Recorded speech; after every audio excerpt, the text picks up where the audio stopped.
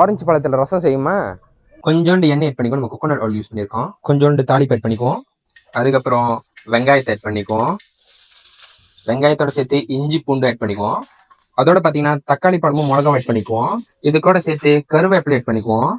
இது பார்த்தீங்கன்னா நம்ம ஹோம் மேட்ல செஞ்ச ரசப்பொடி. நீங்க வந்து வெளியே கூட வாங்கி ட்ரை பண்ணி பார்க்கலாம். இதை போட்டு நல்லா மிக்ஸ் பண்ணிடுங்க. அப்புறம் தேவையான அளவுக்கு தண்ணி ஆட் பண்ணிக்குவோம்.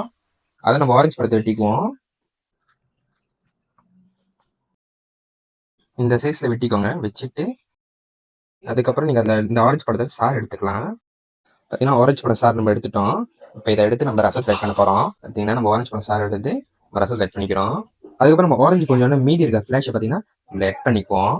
அதுக்கப்புறம் தேவையான அளவு உப்பு ஆட் பண்ணிக்குவோம். அதுக்கப்புறம் பார்த்தீங்கன்னா நம்ம முருங்கை ஆட் பண்ணிக்குவோம். முருங்கை இல்லாதவங்க கொத்தமல்லி கூட போட்டுக்கலாம். பார்த்தீங்கன்னா நம்ம ரசம் சூப்பராக ரெடி ஆயிடுச்சு. இப்போ நம்ம சாப்பிட போறோம்.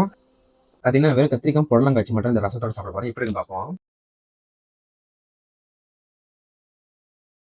டேஸ்ட் சூப்பரா இருக்கு. நீங்க கண்டிப்பா ட்ரை பண்ணி பார்க்கலாம். இப்போ விக்கிமோ ஃபாலோ பண்ணுங்க. இந்த மாதிரி நிறைய வீடியோக்காக லைக் அண்ட் ஷேர் பண்ணி வச்சுங்க இந்த வீடியோவை. அப்ப நீங்க வீடியோ மிஸ் பண்ண மாட்டீங்க.